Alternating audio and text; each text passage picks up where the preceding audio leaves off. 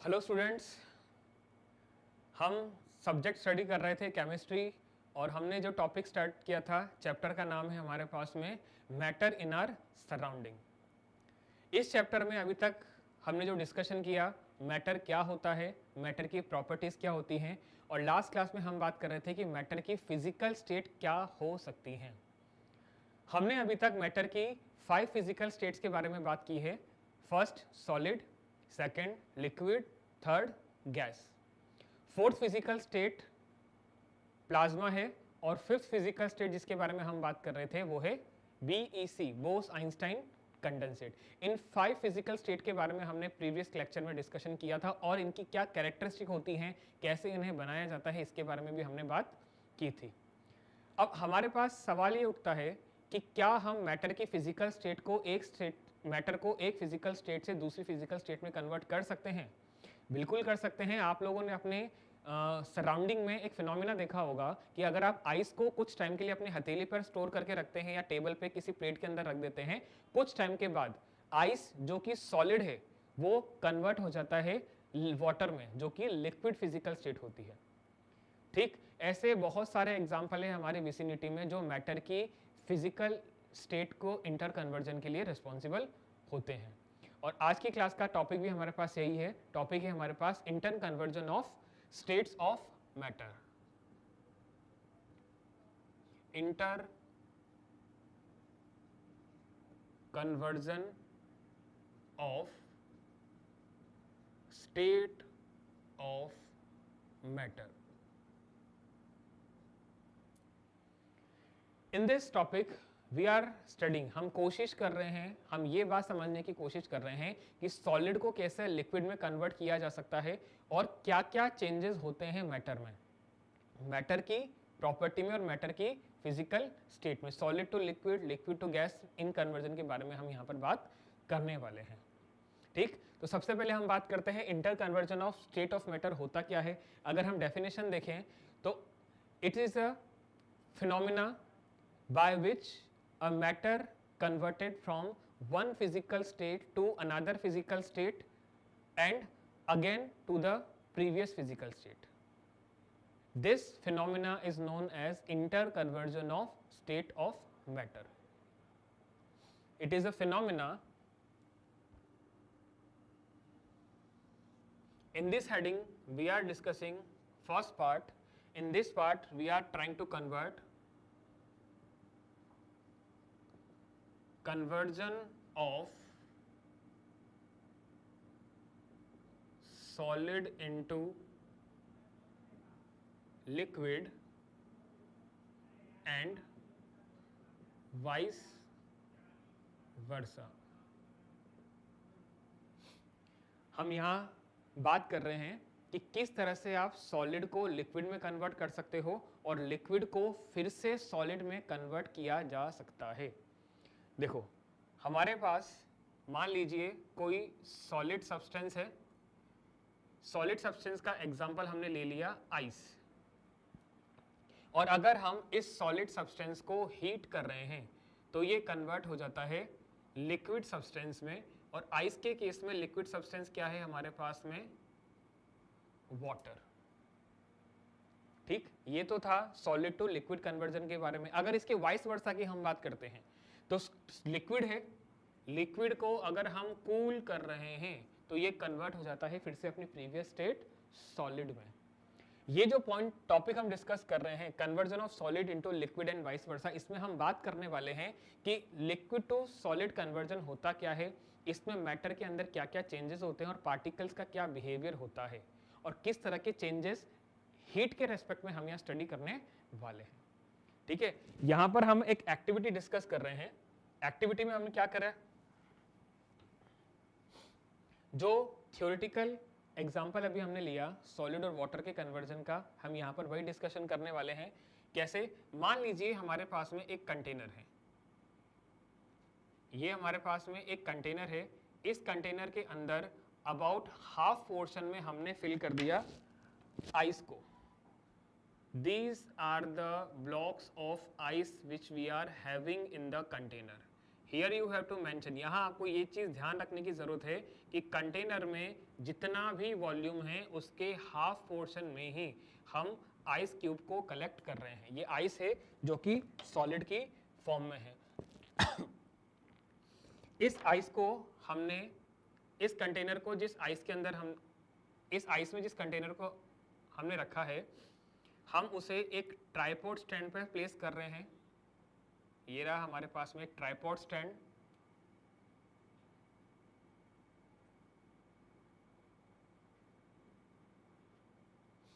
ये tripod stand जिस surface पे रखा हुआ है, इस सरफेस के साथ एक आयरन स्टैंड की मदद से एक आयरन क्लैंप की वजह से हम हैंग करने की कोशिश कर रहे हैं एक थर्मामीटर को।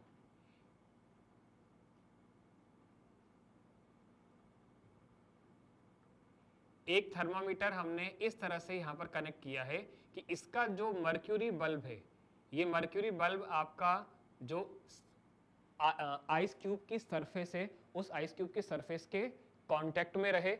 प्लस इस आइस क्यूब के साथ हमने एक ग्लास की rod as a stirrer use की है। स्टीयर मतलब जो इसको टाइम बाय टाइम स्टीयर करने के लिए रिस्पॉन्सिबल होगी। ठीक, सेटअप समझ में आया आपको? ये रहा हमारे पास में कंटेनर जिसके अंदर हमने आइस क्यूब लिए हैं, आइस जो कि सॉलिड फॉर्म है वाटर मॉलिक्यूल H2O की। इन आइस क्यूब को जिस कंटेनर में हमने स्टोर किया है उसको हमने एक ट्राइपॉड स्टैंड पे प्लेस कर दिया, और जिस सरफेस पे ट्राइपॉड स्टैंड रखा है उसी के साथ, उसी पर हमने एक आयरन स्टैंड की मदद से एक थर्मामीटर को क्लैंप करने की कोशिश की है। इस तरह से हम हैंग कर रहे हैं यहाँ पर थर्मामीटर को कि उस थर्मामीटर का जो बल्ब है जिसमें मर्क्यूरी फिल्ड होती है एक्सपेंशन के लिए, वो बल्ब जो है वो आइस की सरफेस के जस्ट कांटेक्ट में है। और इसी के साथ इस कंटेनर में हमने एक ग्लास की रॉड रख दी स्टीयर की फॉर्म में, जो कंटिन्यूस कंटेनर के मैटर को स्टीयर करने के लिए रिस्पॉन्सिबल है। ठीक, चलो अब यहां पर हम क्या कर रहे हैं, इस पॉइंट पर अगर हम थर्मामीटर की हेल्प से टेम्परेचर नोट करते हैं, अगर हम टेम्परेचर नोट कर रहे हैं तो टेम्परेचर हमें मिल गया 0 डिग्री सेल्सियस। आप ये बात जानते हो कि 0 degree Celsius is the melting point for the ice. Freezer से जब आपने आइस को निकाला था उसका टेम्परेचर नेगेटिव में कुछ भी होगा, थर्मामीटर में जो मिनिमम टेम्परेचर हम नोट कर सकते हैं वो है 0 डिग्री सेल्सियस। तो अगर हम अभी इसको कुछ भी चेंज नहीं कर रहे हैं, आइस का टेम्परेचर हमें मिल रहा है 0 डिग्री सेल्सियस। ठीक, अब हमने क्या किया, हम इस मिक्सचर कंटेनर के अंदर जो भी सब्सटेंस अवेलेबल है उसको हीट करने की कोशिश कर रहे हैं बुनसेन बर्नर की हेल्प से। अगर हम बुनसेन बर्नर को ऑन करके यहां पर इस कंटेनर को हीट प्रोवाइड कर रहे हैं, यही हीट आपके आइस मॉलिक्यूल भी ग्रैब कर रहे हैं। ठीक, हमने आइस मॉलिक्यूल को हीट दी। हीट देने पर हम ये ऑब्जर्व करेंगे कि सबसे पहले हमारे पास जो लोअर लेयर है आइस की वो वाटर में कन्वर्ट हो गई। हमें दिखाई दे रहा है, वी कैन विजुअलाइज कि आइस मॉलिक्यूल वाटर में कन्वर्ट हो रहे हैं, लेकिन अपर सरफेस जो है वो अभी भी सॉलिडिफाइड है, आइस की फॉर्म में ही है, थर्मामीटर के कांटेक्ट में है। क्या है? थर्मामीटर के कांटेक्ट में। तो थर्मामीटर की रीडिंग हमें क्या दिखाई दे रही है? थर्मामीटर की रीडिंग हमें अभी भी 0 डिग्री सेल्सियस ही दिखाई दे रही है। ठीक, अब अगर हम और इसको हीट प्रोवाइड कर रहे हैं, धीरे धीरे करके इस कंटेनर की जितनी भी आइस है वो बॉटम सरफेस से लिक्विड में कन्वर्ट होने की कोशिश कर रही है, लेकिन जब तक कंटेनर का सारा आइस वाटर में कन्वर्ट नहीं हो जाता, मतलब अपर लेयर जो है वाटर की, आइस की वाटर में कन्वर्ट होने के बाद थर्मामीटर के कांटेक्ट में नहीं आती, टेम्परेचर आपको 0 डिग्री सेल्सियस ही दिखाई देने वाला है। यहां पर जानने वाली बात, आपके लिए गौर करने वाली बात यह है कि हम कंटिन्यूसली हीट कर रहे हैं, लेकिन थर्मामीटर का टेम्परेचर 0 डिग्री सेल्सियस मेंटेन है। जैसे ही आप ये ऑब्जर्व करेंगे कि अपर सरफेस जो है वो भी आइस से वाटर में कन्वर्ट हो गई है, वो मेल्ट हो गई है। उसके बाद अगर अब हम हीट कर रहे हैं तब जाकर टेम्परेचर जो है हमारा 1 डिग्री से 5 degree Celsius and so on rise होने लग जाता है। ये समझ में आ गई बात आप लोगों को? अब यहां पर हुआ क्या है, जब तक कंटेनर के सारे ice particle liquid water particle में कन्वर्ट नहीं हो जाते, थर्मामीटर टेम्परेचर में चेंज शो नहीं कर रहा था, वो 0 degree Celsius temperature constant maintain रख रहा था। इस पूरे कन्वर्जन के दौरान जब तक आप आइस को हीट कर रहे हो, आप इस ग्लास रॉड की मदद से इस कंटेनर के मिक्सचर को, इस कंटेनर की आइस को रेगुलर स्टीयर करते चले जाइए। स्टीयर करने का इंटेंशन ये है कि जो भी हीट आप यहां पर दे रहे हो वो इस कंटेनर के सब्सटेंस में इक्वली डिस्ट्रीब्यूट हो जाती है। अगर आप स्टीयर नहीं करोगे तो आप ये देखोगे कि ये तो बहुत ज्यादा लिक्विड में कन्वर्ट हो चुके हैं लेकिन ये अभी भी सॉलिड है। तो आप मैकेनिक ग्लास रॉड की मदद से इसको कंटिन्यूअस स्टीयर करते चले जाइए। ये हमारे पास में एक्टिविटी। ठीक, अब इस एक्टिविटी के ऑब्जर्वेशन क्या है वो देखिए। ऑब्जर्वेशन में हमने ये देखा कि जब तक कंटेनर का सारा सब्सटेंस, सारा आइस लिक्विड में कन्वर्ट नहीं होगा, टेम्परेचर हमारा राइज नहीं कर रहा था। हीट भी दे रहे हो, स्टेट भी चेंज नहीं हो रही, तो वो हीट जा कहां रही है, वो हीट कंज्यूम कहां हो रही है। पहला डिस्कशन ये। और वो क्या चेंजेस थे इस हीट ने, जो हीट हमने बुनसेन बर्नर की हेल्प से इसको प्रोवाइड की है, इस हीट ने इस आइस पार्टिकल के मॉलिक्यूल्स के साथ ऐसा क्या किया कि इनकी फिजिकल स्टेट कन्वर्ट होती चली गई। हम इनके बारे में अब डिस्कस कर रहे हैं। मान लीजिए ये हमारे पास में एक आइस का पोर्शन मैंने यहां पर ऑब्जर्व कर लिया जो कि सॉलिड है, इट इज सॉलिड आइस। जब हम इसको हीट नहीं कर रहे हैं, अगर हम इस आइस पार्टिकल की एनर्जी की बात करते हैं तो पार्टिकल के पास क्या है, काइनेटिक एनर्जी है, लेकिन काइनेटिक एनर्जी बहुत ही लो है, बहुत ही कम काइनेटिक एनर्जी है। कम काइनेटिक एनर्जी का मतलब ये जो पार्टिकल है ये बस अपनी पोजीशन पे वाइब्रेशन कर रहे हैं। जब हमने इन आइस को हीट कर दिया, जब हमने आइस को हीट कर दिया, हीट करने से ये जो एनर्जी हम दे रहे हैं, हीट एनर्जी हम प्रोवाइड कर रहे हैं, वो एनर्जी कहां जा रही है, वो इन आइस पार्टिकल की काइनेटिक एनर्जी को इंक्रीज करने के काम में आ रही है। मतलब एनर्जी लेकर के पार्टिकल जो हम हीट दे रहे हैं वो इसकी काइनेटिक एनर्जी को बहुत इंक्रीज कर देते हैं। जो भी हीट आपने प्रोवाइड की वो सॉलिड आइस के पार्टिकल की काइनेटिक एनर्जी को एनहांस कर देंगे। अब अगर काइनेटिक एनर्जी बढ़ गई तो क्या होगा, जो पार्टिकल सिर्फ अपनी ही पोजीशन पे बहुत लो मैग्नीट्यूड का वाइब्रेशन कर रहे थे, अब वो ज्यादा वाइब्रेशन करेंगे।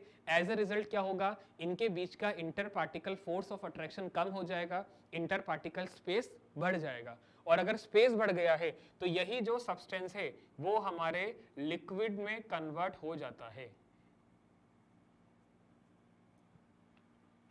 ये जो सब्सटेंस है, इंटर पार्टिकल स्पेस बढ़ गया, इंटर पार्टिकल फोर्स कम हो गया। क्यों हुआ ऐसा, काइनेटिक एनर्जी बढ़ जाने की वजह से। और क्यों बढ़ी है, क्योंकि हम इसको हीट प्रोवाइड कर रहे थे। यही सब्सटेंस आपके लिक्विड में कन्वर्ट हो जाता है, लिक्विड वाटर की फॉर्म में कन्वर्ट हो जाता है।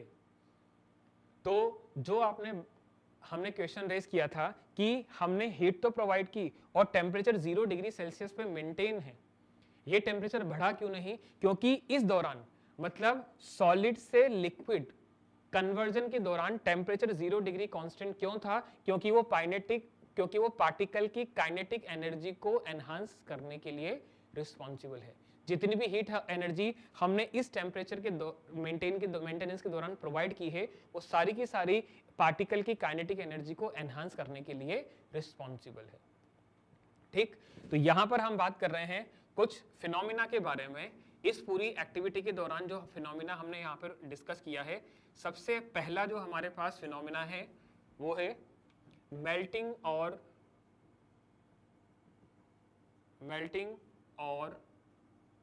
फ्यूजन। What is melting? अगर हम मेल्टिंग को डिफाइन करना चाहें, process in which solid changes into into liquid at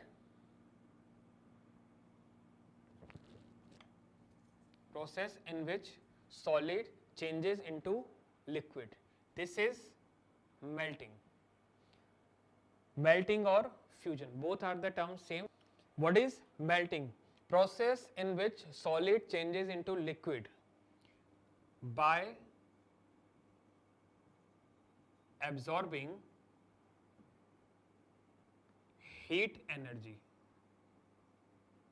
That is the definition of melting or fusion. Both are the same term. Either you can say melting or fusion. Next is freezing or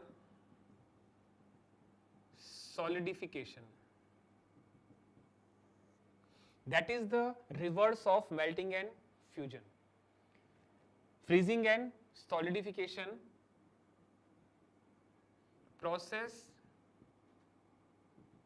in which liquid changes into solid by giving out heat energy. Solid liquid में convert हो रहा है, उस process को कहा जाता है melting और फ्यूजन. और फ्रीजिंग किसे कहते हैं? जब लिक्विड आपके सॉलिड में कन्वर्ट हो रहा है by giving out heat energy. Solid को लिक्विड करने के दौरान जितनी भी हीट एनर्जी एब्जॉर्ब की है, उतनी ही अमाउंट की एनर्जी वो सेम अमाउंट का वाटर एटमॉस्फेयर को वापस दे देता है, जितना कि उसने सॉलिडिफिकेशन के दौरान वो रिलीज कर देता है, जितना कि उसने फ्रीजिंग, मेल्टिंग और फ्यूजन के दौरान गेन किया था. क्लियर है ये बात? तो ये हमारे पास में वो प्रोसेस जिससे हम सॉलिड को लिक्विड में कन्वर्ट कर सकते हैं. यहां पर नेक्स्ट हम एक डेफिनेशन डिस्कस कर रहे हैं.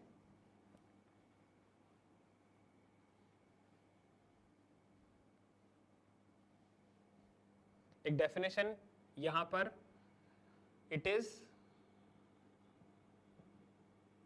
melting point. What is melting point? In case of water, we know that 0 degree Celsius is melting point.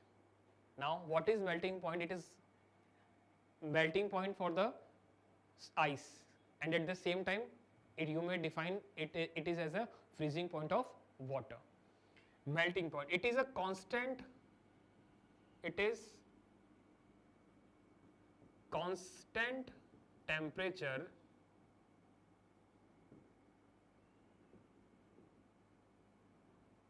at which solid changes into liquid at 1 atm pressure. वो कांस्टेंट टेम्परेचर जिस पे आपका solid जो है वो लिक्विड में convert हो रहा है. लेकिन यहाँ पर आप ये बात ध्यान रखिएगा कि टेम्परेचर जो है वो 1 एटमॉस्फेरिक टेम्परेचर जो है वो हमारा कांस्टेंट रहना चाहिए. ये जो टेम्परेचर होता है इसे हम कहते हैं मेल्टिंग पॉइंट. अगर हम वाटर के केस में बात करते हैं, इट इज 0 डिग्री सेल्सियस. और इसी का रिवर्स अगर हम कर रहे हैं लिक्विड को सॉलिड में कन्वर्जन के दौरान, तो हम इसे बोलते हैं freezing point. Freezing point. Now what is freezing point? It is constant temperature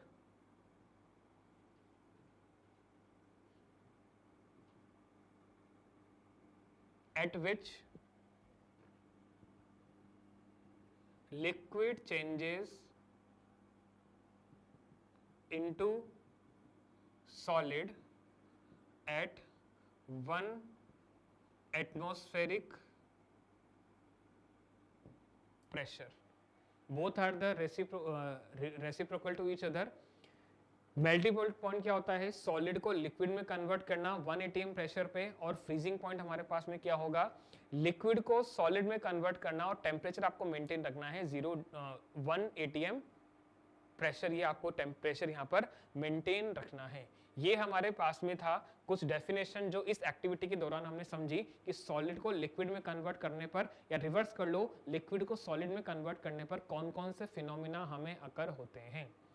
अब यहाँ पर हमारे पास में एक नई चीज इंट्रोड्यूस होती है। नया यहाँ पर क्या है, जो हमने बात की थी, 0 डिग्री सेल्सियस टेम्परेचर मेंटेन है तब तक जब तक आपका कंटेनर का सारा आइस कंटेंट लिक्विड में कन्वर्ट नहीं हो जाता, या यूं कहें कि मेल्ट नहीं हो जाता।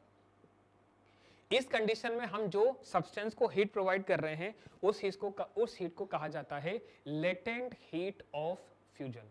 जो नेक्स्ट हम पॉइंट यहाँ पर डिस्कस कर रहे हैं वो है हमारे पास में latent heat of fusion.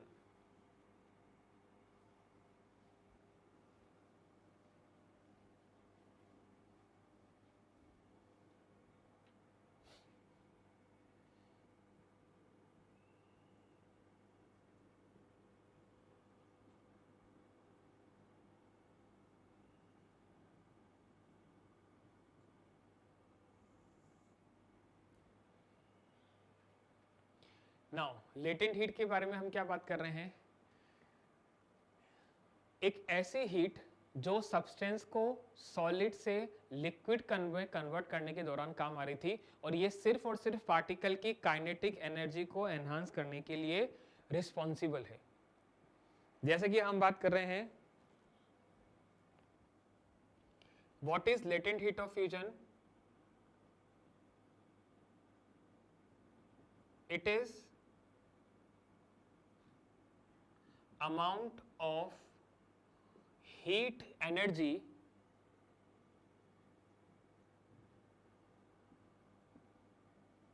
required to raise the it is the heat energy required to convert 1 kilogram of solid into liquid at atmospheric pressure. अगर हमने किसी भी सॉलिड का 1 किलोग्राम ले लिया है और उसको हम हीट करके लिक्विड में कन्वर्ट करने की कोशिश कर रहे हैं, अगर हमने किसी भी सॉलिड को 1 किलोग्राम मास ले लिया है और उसको हम उसके एटमॉस्फेरिक प्रेशर पे लिक्विड में कन्वर्ट करने की कोशिश कर रहे हैं at atmospheric pressure and it's melting point, यहां पर सब्सटेंस का मेल्टिंग पॉइंट भी होना चाहिए। टेम्परेचर क्या होगा, उसका मेल्टिंग पॉइंट, प्रेशर क्या होगा, एटमॉस्फेरिक प्रेशर। इस कंडीशन में 1 kg सॉलिड को लिक्विड में कन्वर्ट करने के लिए जो हमें हीट एनर्जी की रिक्वायरमेंट है उसे कहा जाता है लेटेंट हीट ऑफ फ्यूजन। यहां पर ये चीज ध्यान रखिएगा, हीट तो हम मैटर को दे रहे हैं लेकिन उसका टेम्परेचर जो है वो मेल्टिंग पॉइंट कांस्टेंट है, टेम्परेचर राइज नहीं कर रहा। टेम्परेचर राइज क्यों नहीं कर रहा, वो इसलिए नहीं कर रहा क्योंकि वो सॉलिड पार्टिकल की काइनेटिक एनर्जी को एनहांस करने के लिए रिस्पॉन्सिबल है। जितनी ज्यादा पार्टिकल की काइनेटिक एनर्जी होगी, इंटर पार्टिकल स्पेस ज्यादा होगा, इंटर पार्टिकल फोर्स कम होगा और सॉलिड सब्सटेंस लिक्विड में इजीली कन्वर्ट हो जाएगा।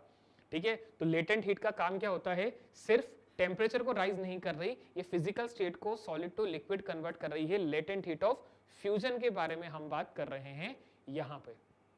क्लियर? यहां पर हमारे पास जानने वाली बात यह है, latent means hidden. In Greek language latent का मतलब होता है हिडन, तो यहां पर लेटेंट हीट को हम बोल सकते हैं हिडन हीट। हिडन हीट क्यों कहा जा रहा है, ये कंज्यूम तो हो रही है लेकिन अपना कोई इफेक्ट शो नहीं करती। इफेक्ट शो क्यों नहीं कर रही, क्योंकि टेम्परेचर में चेंज नहीं हो रहा है, टेम्परेचर उसका मेंटेन्ड है।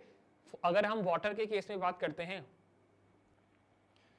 देखिए हम बात कर रहे हैं लेटेंट हीट ऑफ फ्यूजन के बारे में। अगर हम वाटर के केस में बात करते हैं, वाटर के लिए लेटेंट हीट ऑफ फ्यूजन की वैल्यू होती है अबाउट 3.34 इंटू 10⁵ जूल पर किलोग्राम।